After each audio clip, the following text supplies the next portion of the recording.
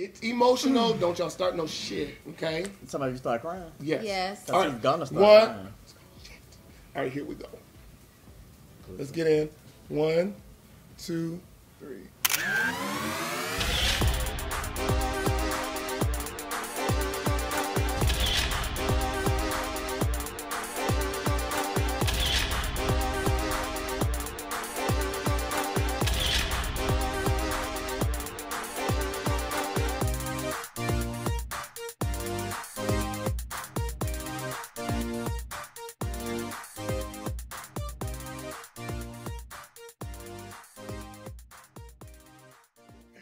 Hey, what's up, everybody? Welcome back to Kingz and Konversation. I'm Mike.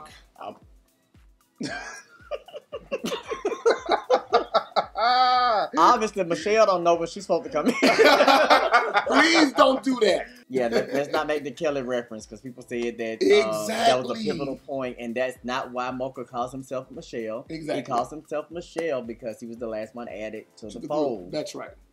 Right. See, stop thinking so deep into that. Okay, well, what the hell is your name? Hold on, he didn't say his name yet. I thought he did. He did, and we both started laughing.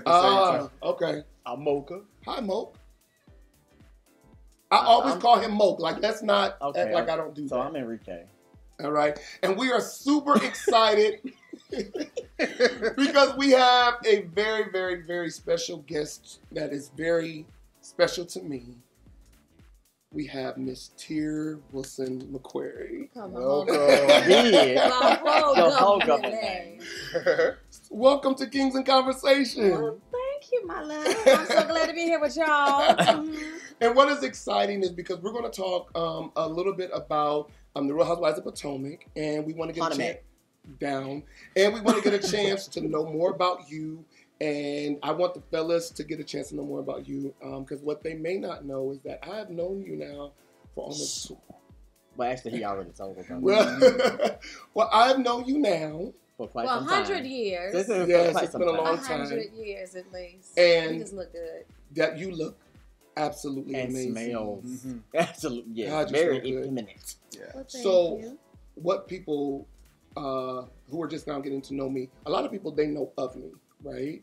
And these guys have known me for the past couple of years, but you know me. I know. Don't you cry. I ain't got no eyelash glue. Come on, Mike. Because people, they see me now and they see me free. They see me doing what I want to do. They see me living my life, but they don't know where I come from. You know what I mean?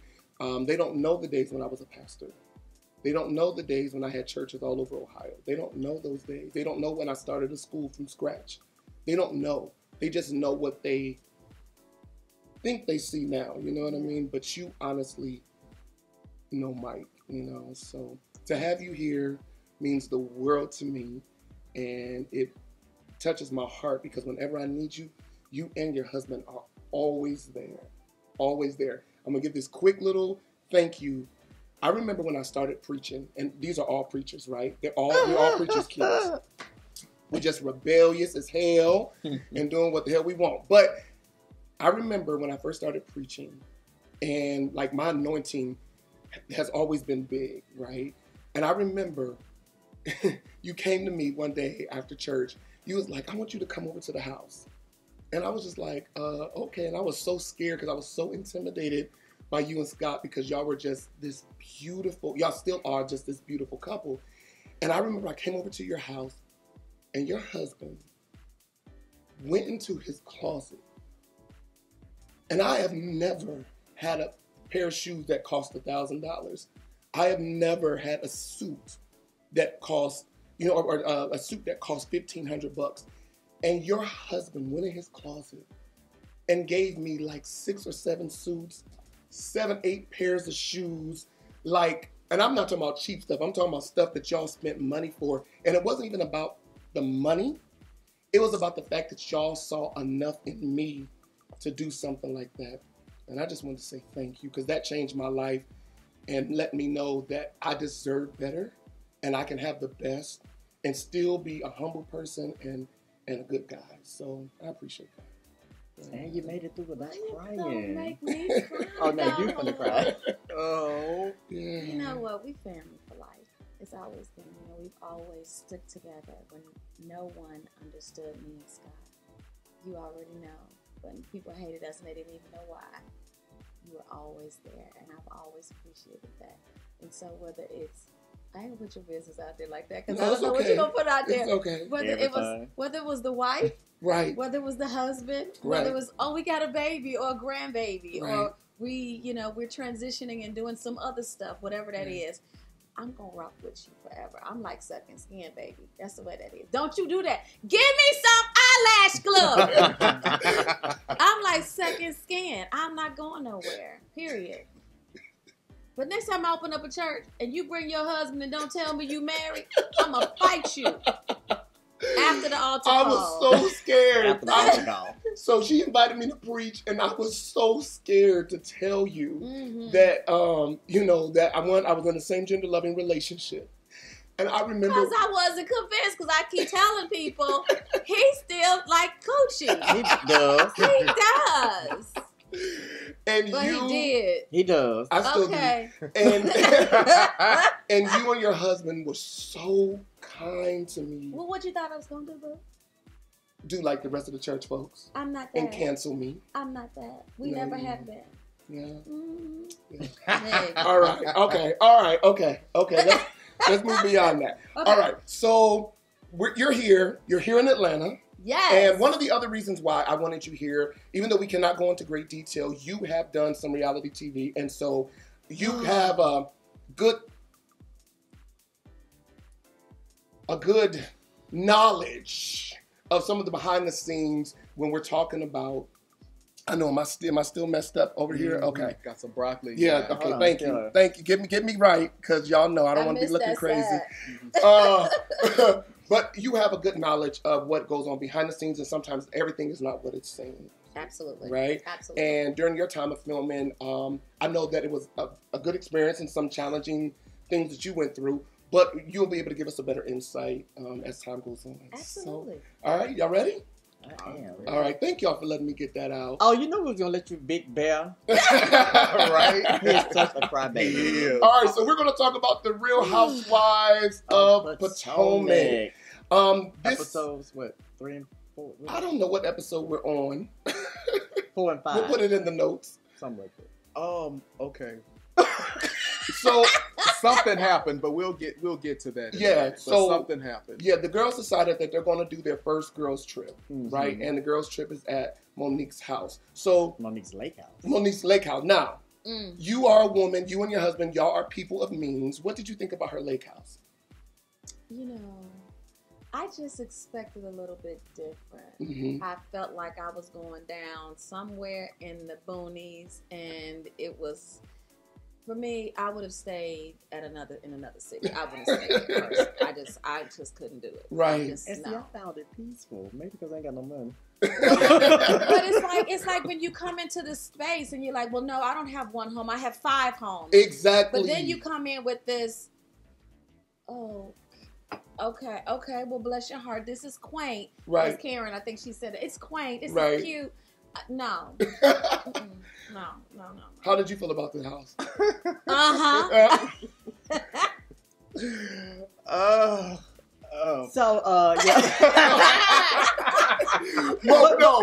did you feel about that house? Before we get to the girls trip, I wanted to talk about Karen's party, because she had a party before the Right, I do want to talk about that. Yeah, definitely. But give me your opinion real quick about the house. Well, I saw the house, and it looked like it was kind of like in the country, like on a country road or what have you. I just expected a little bit more from her. Right.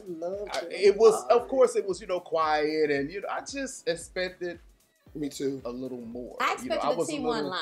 That's what I expected. What's a T1 line? The ability to put the internet outside. I expected a T1 line. I got you. At least. I honestly thought it was going to... I would have felt better if it would have been a cabin. You get what I'm saying? Yes, right. Yeah, if you say lake house and then we go to something that looks like it's a house by the lake, then it's like... Did he say Decatur? Well, there's some nice properties in Decatur, too. But you know what I'm saying. I get what you're saying. Yeah. It made me want to go. So let's talk about Karen's party from last week. First of all, what was that about? So I've expressed on our last review that I had to be brought into the fold of Potomac because I wasn't impressed. Okay. So her housewarming party. First and foremost, I like the fact that the girls were real messy and kept pointing out the fact that it wasn't a housewarming party for her and her husband. Exactly. It was more focused on her. Right. I felt like it was more of a coming out party for her, more so than a house warming party. The invitation was a bit excessive. I like the invitation. It was a bit excessive. I got where she was going, but if you're going to be the grand dame, right, I need you in this dress. I need you looking fabulous. Right. Oh, yeah. Right. Yeah. Don't sit in this chair giving me this money chair and then you looking like Walmart. Come and I don't want to be real crass and I want to be mean, but I want to be truthful. Right. So you got this guy standing here in this costume and he's looking very royal and regal. Right. You should have given me one of your confessional looks because in your confession your hair is done. Yeah. No, she don't be done in her I'm going to get to that later. Yes, please read that. I'm turning it to the mic. Please read that. But I needed her to be extravagant, not extravagant. Right. Extravagant. So I needed the extras. So when I saw the invitation, I thought it was a bit excessive. Then getting to the party. The decor was nice. The food was nice. I love how Robin brought the pizza because of what happened in a previous episode. That was very comedic to me. And very quick with it. To give us that relief. Right. The pink outfit, an absolute mess. I thought it was wrinkled. What did you think about the pink outfit? Because you're I've always known you to be a woman that dressed. You always look amazing. What did you think about her pink outfit at her housewarming party? I love the color, but I didn't like the suit. It was just a whole mess. And the hat. I had to get educated yesterday. I'm trying to figure out why you have on a summer suit with a winter hat. That's a whole problem for me. But I was educated that you can do that anytime you want to. But that's if you're a man. Not if you're a woman. And they should have did something different with that. I mean, it was a little extra, but... And let me point this out. Tyear has owned a business called the First Lady Collection for many, many, many years. When I was married to my daughter's mother, the first fur I ever got for her was through your business. So she knows what she's talking about when it comes to that. I'm with it. I mean, and when she stepped out, I was looking, I'm like, first of all, you're too old. For this. I agree. And I don't like putting age limits on things because I'm old. So, but no, seriously, but I don't feel that some things are conducive or are age appropriate. And that was one of those things for her. That was really, because you came out trying to be Beyonce and you were offbeat.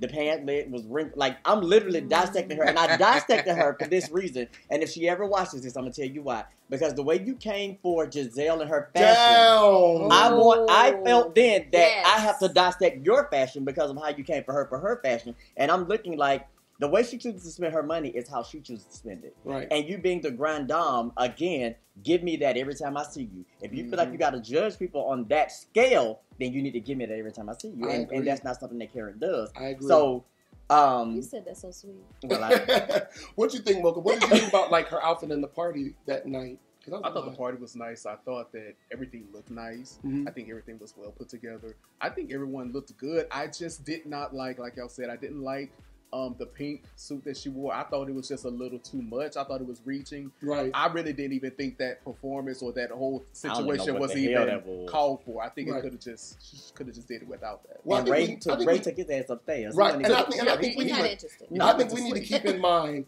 that Karen was kicked out of Potomac because of financial reasons.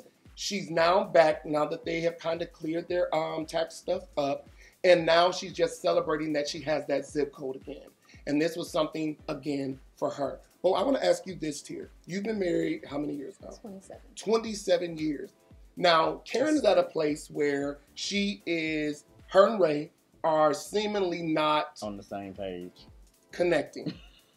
What advice would you give her in that particular spot? Because, first of all, you and your husband, y'all always hot. So I'm trying to figure out, like, what could Karen do at this particular point to fix that? Because Ray is just... seemingly not there. Get a divorce. Wow. He's not interested. You can't make What is he not interested in, He's not interested. Well, there's two things that I see when I was watching the show. First off, he's not interested in being on this show with you. Mm-hmm. Number A. Number B, he's not interested in you putting him in situations where you're performing and he knows you're being fake. And now he's expected without that check, which I'm sure he's not getting, to make sure that, hey, we're all in this together. And he's not that committed. That's not his life. And she knew that. And I'm sure the producers knew that before they got on the show and said, go. Right. They knew that. So if he don't act up, if he gonna act as, I'm gonna say something. if he gonna show his behind, right, then he should be able to show his behind and be honest, because that's probably about the only honest thing that's in that situation. I agree with you, because I feel like he is just so over this whole entire experience. He's got bigger fish to fry. Yeah. And he's rich. Like, he's not thinking about... He ain't Bill Gates rich, though. Although they do call him the Black Bill Gates. No, she calls him the Black Bill Gates. I know people over there, and if that ain't the number he got. Really? He's gonna have to move that comma over a few places. Now he got it, but it ain't Bill Gates now. No. Speaking of that, shout out to Tyler Perry, who just came into the billionaire. Yes, I am so proud. That is just amazing. So when you see them, do you think they're gonna make it? No. Why? Not if they're still on the show. No, exactly. One of the things we have to look at the franchise. I don't say that there's a curse on the franchise. You know that this is a possibility. Right. And so we had to go into it with understanding. And I think one of the things that's going to end up happening is I hope they don't. Mm-hmm. Like you said, if they get off the show, which she ain't going to do. She's not going, because that's all she got. Then she can save that marriage. Unless they come up with an entanglement situation where they can kind of offset what she acts like she needs, and then he can be left alone, and everything will be fine. I think she got an entanglement. That's So do you feel like that, okay, you've done reality TV. Were you afraid of what it could possibly do to your marriage, or do you feel like y'all went in already discussing this is how it's going to be? How was that set up for you and your husband? Both. Okay. Because you know that the elephant is in the room. Right. What is the elephant, though? The elephant in the room is the possibility based on what has happened to everyone else. Everybody doesn't know how to handle the stage.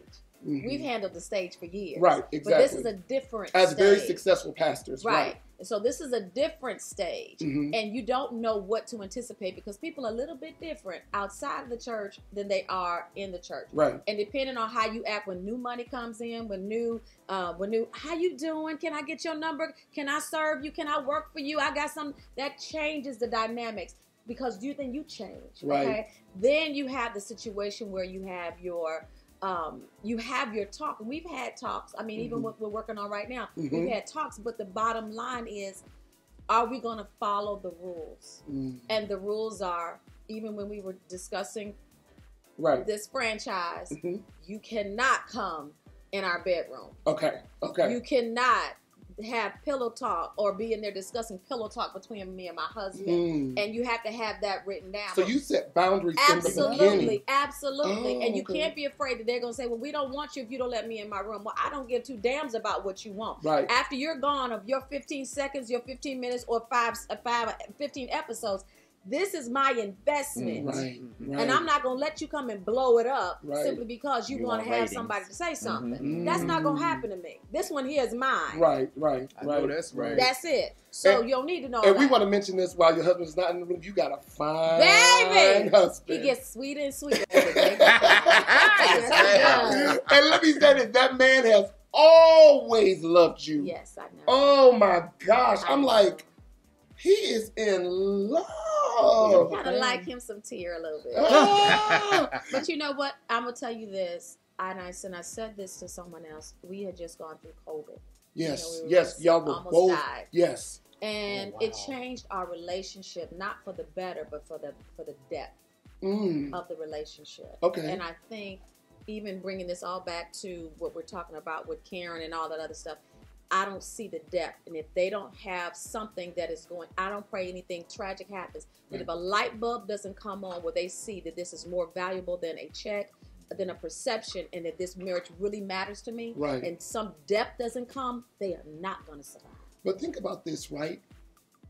Every woman, and you know, I'm not a woman, but I you know a lot of them. Yeah, you know. Women need a voice. Yes. And what I perceive now in your marriage, I have always known you to have a voice. I have never known a day that Tyear was not heard or her thoughts and feelings were not felt, right? But everybody is not blessed to have that type of husband. Yes. Karen, to me, married this rich man. And I don't want to make this whole episode about Karen, but I think this is important because I think women need to understand this. Karen married this rich man. Sometimes when you marry a man with money, you got to come in with certain expectations. So now she's finally finding her voice. What would happen if that was taken from her? Mm-hmm. No one else is listening to her on nothing else but this show. So you're saying that she needs the show to be relevant and have a voice. And if we take the show, it's going to ultimately be the demise of a relationship? I think it will be to the demise of... One thing I can't stand is to see women beat down. Well, okay. Let me... Because I get you now. Right. Okay. So, when they were married, she did express that she was younger than... Well, she is younger she's younger than him. Okay. So, she needs a voice. But does she need a voice more so than she need her marriage? But you can't... And I'm saying that because even though she needs a voice... But then the bond is what she just spoke about. Within the bond and building that depth, her voice should come from being with her husband. Like they need. But does he give her that? But that's something they need to because if you doing it for the platform, it's then you do need to get the voice because that means that you're looking more for the voice for the platform. You're looking more for the voice for yourself. But if you're looking for the union and for the sanctuary of what's going on, you have to have that connected voice. She's going to have to express to him, and then they have come to an agreement. But I don't think being in front of the cameras, that's going to happen. Because he's not there. And I said this before. He's not there for the cameras. He's very disinterested. He really probably would be better off if she just stayed her ass in the back and just shut her old ass up. Right.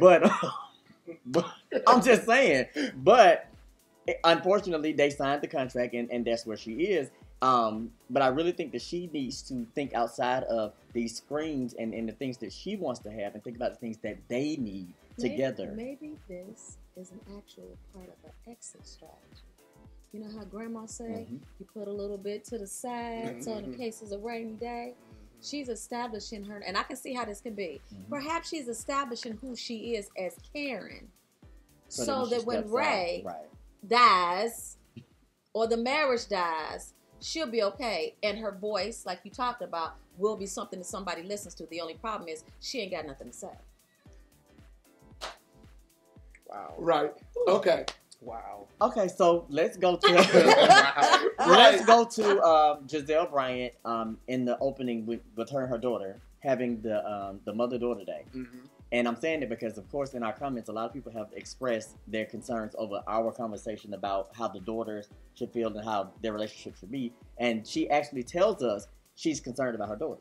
Right. She tells us that her daughter is now being the her that she normally is to her daughter. Exactly. And I thought that was very sweet because she's very considerate of her daughter's feelings. Right. And y'all already know how I feel about it. You my child. I don't care. So you don't got a voice. Yeah, if I say that you do until you're 18, you ain't got no voice. Okay. And regardless, my oldest son is now about to be 29, and he'll tell you, my dad is strong-armed me, but it made me the man I am. Because you don't have a decision in this. You can't tell me what you want to do. You can't tell me how you want your life to be because you don't know. Okay. That's why I'm glad we brought this subject up. What you want to say, Mo? I agree. You agree with that? I mean, you don't think of course, kids should have a voice, but not when it's involving me and my husband and the money that's coming in this house and how we raising you and how we feeding you and how we putting clothes and shoes on your back. You don't have no say so in that because you don't know what's going. You know what's going on, right. But you're not old enough to understand what's going on between me and Daddy right now. You know, this is grown up stuff. You're too young to understand that, so you can't. It's certain things that I will allow you to say, but at some point you're gonna have to stay in your seat. Lanes have to be established in my mind, right? The way I feel with a parent and a child, there still needs to be a lane, right? You know what I'm saying? This is your lane and this is mine. If you knew everything, then you wouldn't be the child, right? You're the child because you're the child, and I'm the adult because I'm the adult. I'm the mother because I'm the mother. So you need to let me do that. So I'm gonna give you an analogy. Remember when you were growing up and you asked your mom for money to go to the candy store or whatever? Right. She's like, I ain't got no money. You go to her purse and you see she got money. Right. Not knowing this bill money. Right. That's kind of that same situation. You don't know what you're looking into. You don't understand the situation because you're a child. Right. You're not privileged to everything that you think you need to know. Right. So in going into the situation, the kids are looking at their mom being hurt, but you have to also look at what could she have possibly done to cause him to do whatever and certain things. So that was the other reason why I really. No, not saying that she caused him to cheat on her. But wait a minute, that's why I felt like you would be great for this, because you've been on the successful side of ministry, and you've also done reality TV. What type of dynamic when it comes to Giselle and Jamal and their children? Like, what type of dynamic there do you see? Dysfunctional. Do you think she should be back with him? No. Why do you see dysfunctional? I really believe because of the sensitivity that surrounds Pastor Bryant. Right.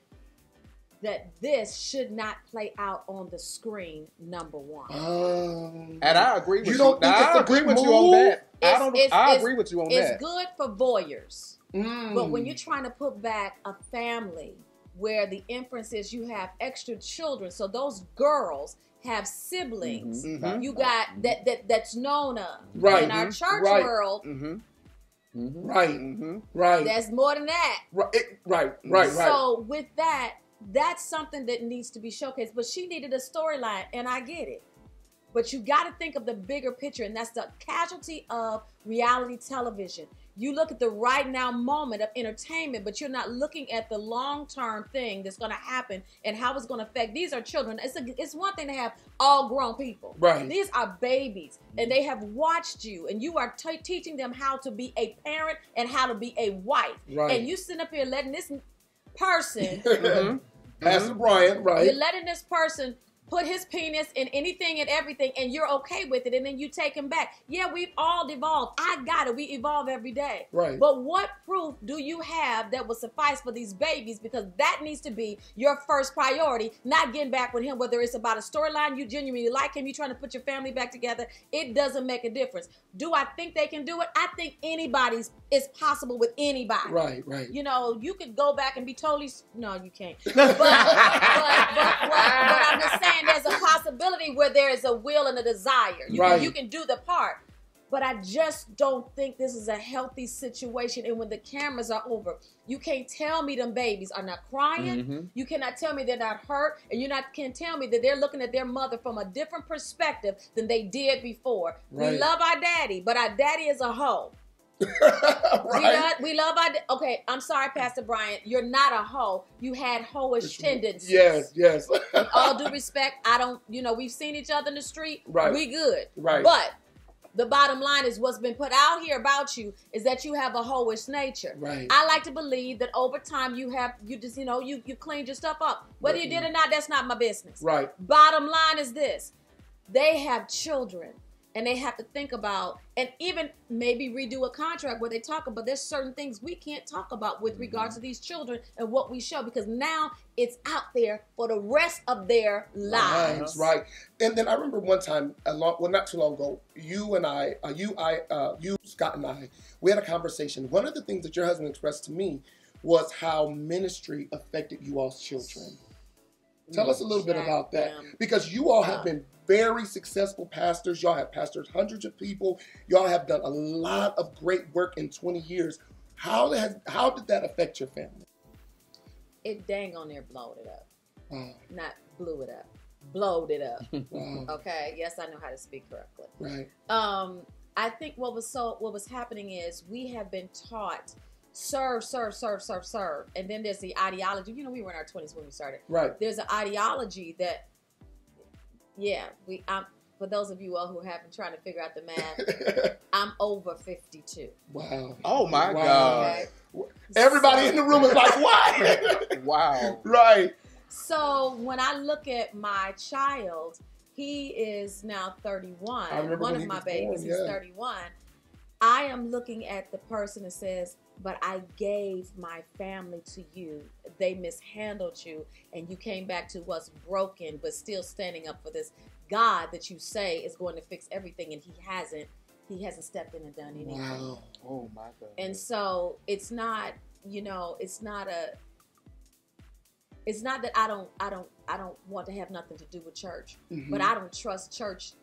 I just don't, and I don't want that, because the time that you put in, you could have been with us. And our family was never step in the back. We come together and we do this together. Right. But they didn't have the respect that they needed to see where their parents were being valued the way they felt their parents should have been valued. And it devastated them. Wow. And so, you know, Stephanie went through his thing where he was trying to do his stuff and threatening to kill himself and just going through other highs and lows and just, I mean, it was bad. Right. And it wasn't until we actually got him down here and, you know, Matt's here. It's kind of like, we don't want to have to do nothing with church. We don't want to, we just don't. Because you want to give your family time to heal. Right. Because after 20 years, and I know the commitment that you all gave, and they understand it. They understand it because he's a preacher's kid, he's a preacher's kid. We all have seen our parents give everything and go out of their way to minister. And many times we have been left in the background. And my experience was a little bit different. I gave up my life at 19. So I missed all of my 20s. So when y'all want to know why I'm wilding out now, hoeing out now, doing all the crazy stuff I'm doing now, it's because I missed it between, 19 and 35. I gave my whole life for ministry only to, at the end of the day, when I make a mistake or when I fall or when I do something that people don't like, now I'm the devil to everybody, in church world. You get what I'm saying? So I understand that. I understand that. Last point I want to make. Let's talk about the new girl. Wendy. Doctor. How do you feel about her? You gotta love No, Wendy. You gotta serious? like Wendy. You gotta like her. No ma'am, no sir, no ham, no turkey. Why? No, I like Tyear, why? What's up? Why? No, absolutely not. She's coming into, I'm a little different. Right. I believe when you come into a different circle, specifically it's for television, I know you got to make your mark. Right. But I don't think even the behavior at the table with Ashley, right. I just thought it was just too much. You're coming off as fake, and we're not going to necessarily fall in love with you as a person. So even if you're leaving off the show, you should still have something that will make me want to come and be a follower of who you are. Right now, you're just a character. And she came in being a character instead of being a person that should be respected for all of the things, all the accomplishments. She's done a phenomenal job in directing her life. But the way she come across is just too egregious, too arrogant. And I'm like, nah, boo, I'm sorry. You need to smoke some weed, go sit in the corner. You need to go talk to Jesus. Right. You need to go do something. But you're doing too much too soon. It needs to be something that's a progressive thing, that it makes sense. For the build out. I think that a lot of that, and I promise you, we here, they're here. I think a lot of that is because she came in with degrees.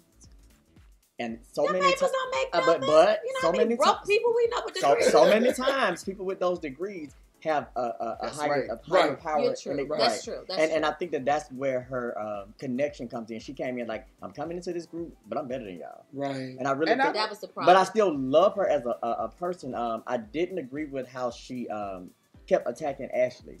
I wish that bird had attacked her the way she attacked Ashley. Well, the bird did. It did go for the bird's nest. But it was a slow motion. Right. You can see it. But I hate the fact that, if you remember, I can't remember which episode it was when she first met Ashley, and they discovered they both had just had babies. Right. She said to Ashley, now I'm going to bring this out because y'all probably don't remember. She said, oh, girl, you're a new mama, so you're going to be attached. This is my third one. I don't care. Right. But then to get to the lake house and have an attitude about it, you literally said to her, I know you're going to be more attached because this is your first child. I'm on my third child. I just leave. So you can't get mad about that. Because this is something you actually put out there. So do you think she did that for TV time? Yep. Oh, sorry. No. I don't know, because if she really wanted to bring her baby, she could have literally asked. Yeah. Like Ashley did. She could have asked. But I think she wanted a break. Like she said, it was her third baby. But she said she wanted a break. But she acted like she's a new mom. And you're not a new mom. You've got 15 kids. and a whole tribe back home. What are you talking about? Exactly. So I just thought that was too much. I felt like she should have not attacked her so quickly. But I do agree, if you go on a girls' trip, leave your kids at home. I don't. I don't, because she brought her nanny, which means that she'll still have her girl time. But I'm I'm a first time mom, and you got to remember those emotions, pheromones, and all of that going on. You remember what you was when you had your baby. Right, don't that's try. true. So that is very true. I'm not ready to leave, and he's only 3 months. Right. He's really so I think that it was a good move, and she brought her nanny. So okay, I'm going to give the baby to you. I'm going to go swimming with them, whatever I got to do with them, and you got the baby, and then I'll come when all this dies down, because you got to remember they're only filming for certain number. Right. Yeah. So I know I'm taking my baby. And then, but I mean, Ashley was not having it. No. Ashley was like, no, you mind your own effing business, and she came back for her. So I was like, you better. I love that. I'm sorry. Go ahead. No, go ahead. Ashley looked like you done played your last part, and I've been here for a long time, baby. This is your only episode. No, this is your only season. Show your butt. Hopefully you get something extra. But this right here, bye-bye. Yeah. She dismissed her. What we about to say? He don't know. No, go ahead, Paul. He's going to the conversation. Y'all took me away from it. But I mean, I think she just came in that way because she knew what she was dealing with. Like, she had already, been pre-warned. Yeah, she already knew, so she felt like she had to come in with a little cockiness. Yeah. That's what a lot of women do when they've been pre-warned or when they know what's going on. They feel like they she came to school them. Yeah, or lied to that. So, because one thing about reality television, even when I did it, they tell you one thing, but they got that other thing going on. That's what I was about to ask. So in reality that's TV, how they set it up. In reality TV, I almost got in a few fights with that. So let me ask you this: so fights. So is the production? Is it the production that keeps up the mess more than I knew it? Messy, baby, messy. Because drama. Right, you gotta have it, and they have to they can't waste their time, in those hours, right. So we got to get the most footage we got, the most content we can get. And we'll figure it out later. But we've got to make sure that, these something two are fighting or right. these people are not getting along. It's inevitable. And you're sitting there like a deer in headlights. And unless you just did, because, I'm doing casting now. Right. One of the things I had to talk to the ladies last night, I said, we're going to get together because one thing we need to establish, children are off limits. Right. What you got going on between your legs is off limits. Right. What you entangle with is off limits. Right. And how you feel about God is off limits. So what we gonna be having drama about then? Because you can't have a reality show without drama. You can have a reality show, but you don't have to go so low. Right. That you tear down. I cannot like him. But I don't need to talk about things that ain't got nothing to do with me to address what I don't have. I have the problem I have with him. Right. They don't know how to be grown women. But let me say it this way. The production doesn't know how to produce the look of grown women. They produce have them looking like little kids, exactly. Little girls. That's exactly what they're acting like. Wow. But you can have a conversation and say, but y'all see what they doing, right? So how we as women, how we gonna give them what they need, still give them their check, everybody's entertained without tearing each other down, especially in this climate. We don't need to see that. Nor do we want to. Now, some people like it, but I don't need it. So okay. I'm sorry, boo. So before we go, because we're gonna wrap up. Production is like letting us know we need to wrap up. But let me ask you this, because we want to know a little bit more about you. So now we know that you're getting ready to go into production for a show. We won't give too much away.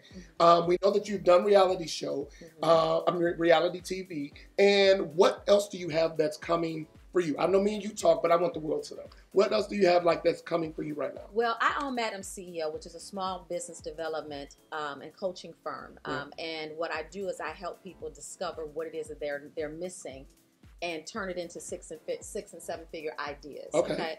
But the challenge was I was finding that there's too many women that are in their 40s and their 50s that look absolutely amazing, especially in Atlanta. We have some of the most amazing women on the planet. Right. But they're discovering I'm still single, or I'm married to somebody I don't want to be married with, or like one of our friends, I was a girl, but now I decided I don't want to be no girl no more. I want to be a guy no more, So I'm going through those transitions, and you got women who are having to memorialize their dreams and their ideas. And I said, you know what? I need to be able to help them. So I actually switched my company to help people, I should say women over 40, evolve into something amazing. Okay. And so that's what the show was about. So we're going to see that on the show. Oh, we're going to see that all on the show. Wow. Just think Sex in the City. Oh, okay. But the other thing of it is that taking these women and not only giving them a safe space to say, I'm grown, but I'm a C-suiter. I make $200,000, $300,000 a year, but I'm unhappy. I'm not fulfilled. Or what I thought would make me happy, I realized I'm grown enough to realize that that's not it. Where do I go from here? And that's where I come in. And I walk them through that. So we have therapists, we have counselors, we have people like myself, we have people that help you get in tune with who you are as a woman. And let me say this, does this need to happen with people older than 40? Yes, it does. but you're living your life and figuring out what you like. But by 40 and 50, you know what you don't want. And you're stuck at a place where you don't know where to go from here. And you got to reclaim your life. You got to reclaim your life. And so I'm helping them redefine their life and who they are after 40, really after 50. Wow. That is amazing. That is so dope because it's needed. It is. We were us as the Kingz of Conversation, we were just having that conversation that sometimes it's easy to look, because we're all over 40, and it's so easy to look and be like, man, I should be so much further along, or I should have made a better decision. And sometimes it's easy to get stuck in your shoulda, coulda, woulda, instead of looking at, okay, let me grab this by the horns and ride and make it what I want it to be. Right. So your company is now going to help individuals be able to do that. Right. Now, is it open to all women? It's open to any woman. Okay. Period. Okay. What I do specifically, the You Redefine portion is specifically catered for women 40 and their 50s who are not ready to die but know how to successfully go into their new chapter, not their last chapter. The women earlier, younger than that, my job is to help you guide and figure out what that money look like, what that idea looks like, and how to position yourself as not as a boss we see on Instagram, but a CEO boss. Right. And then that right there, that's what I help them do. Right. And you are the person to do that. One, because you've had longevity in your marriage. Two, you and your husband have always been rich. And I know you won't say it, but I'll say it. Yes, he did. And I just think that it's important. I think it's just important. But see, don't play, because they givers. And they be like, oh, baby. But I just think it's important for us to realize. Don't cash at me. Down. But I think it's just important to realize that at this particular place in life, there's so many women that need that. And women can contact you from all over the country. Is that correct? And when you have retreats. We have people all over the world. In Dubai, South Africa, Australia, here in the States. Come through, Tyear. Wherever they are, that's where we try to go. Wow. Awesome. And so so for 2021, I know you were talking about having some retreats, and you have different conferences planned to empower these women, and women can come from everywhere to be a part of that. All they have to do is either go to madamceoinc.com or they can go to bit.ly/you redefine, and the Y is capital. It'll tell them everything. On the screen. That'll be on the screen. And it tells them everything that they need to know. Right now, I want to build a community, a safe space, a community, so that these women know, okay, I've got my sisters, and I can get through anything. So whether it's loss of a child, loss of a parent, going through Alzheimer's, going through menopause, Lord Jesus, coming out of the church, not out of God, and redefining how you look. Because this right here, I dress like Laura Ingalls for 100 million years, but they need to know that it's okay to embrace who you are, and so be sexy and live, or not be sexy because you've been sexy too much, and you just need to find a balance, whatever that is, and so. That's what we're going to try to do, get that balance. And hopefully the ladies can join me, whether we're going to Dubai or whether we're doing something here in Atlanta, wherever we are. Right. I just want y'all to come. Wow. Let's have some fun. Well, Tyear, thank you so much for coming. Y'all can come. Michael's going to come. Oh, listen, she for the kids. Oh, baby. She for the kids. Lady boys. It's a bush queen. Oh, yeah, I just found that out. Oh, wait a minute. How about I had to call him and say, wait, what is a bush queen? I need to know, am I one? Tyear, thank you so much for coming and doing this interview and being a part of our show. This means the world to me. And I know women all over the country that connect with you, they're going to find out just how special you are that I already have known for the last 20 years. So I'm just grateful that you did this and came to meet my boys, because they're good guys. And I wanted them to meet you because you never know what's coming next. We cannot wait to see you in reality TV. We cannot wait to be cheering you on. We're going to talk about it. We're going to have our little show and talk about it. And just be supportive however we can. And y'all find me a stylist, so y'all ain't got to talk about how I dress. Find you? I'm right here. Yes. Baby, well, thank you. You have my last name. Listen. I got you. I just need to snatch in here and come out this way. I can help with that too. Look, I'm very well connected. Okay. But before we end the episode, I do want to send a shout out to my t-shirt designer. Yes. I love that. Dripping melanin. Yes. And then we're dripping in gold. It is Dapper Creations. We're going to drop the information on our screen as well. So if you guys want any custom shirts made, so make sure y'all get them. I love it. I want a shirt like that. You want a shirt like that? I know, but I want mine to be cut down a little bit. We've been in talk. Because I'm sick of you. Well, listen, everybody, please make sure that you like, share, comment, and subscribe. Make sure you turn on the notification bell Did I say it right this time? Yes. And make sure that you follow us on all social media. You can also follow Miss Tyear McCrary on social media at Madam CEO. Her whole name. Well, that's what she says. If you watch her commercials, that's what she says. I'm Tyear McCrary. Every time. And don't you say that every time. All right, everybody. Thank you so much again. We appreciate you. And Tyear, thank you again. I love you. I love you too. Thank you. All right, everybody. Talk to y'all later. Bush Queen. Bye. Bush Queen. Down.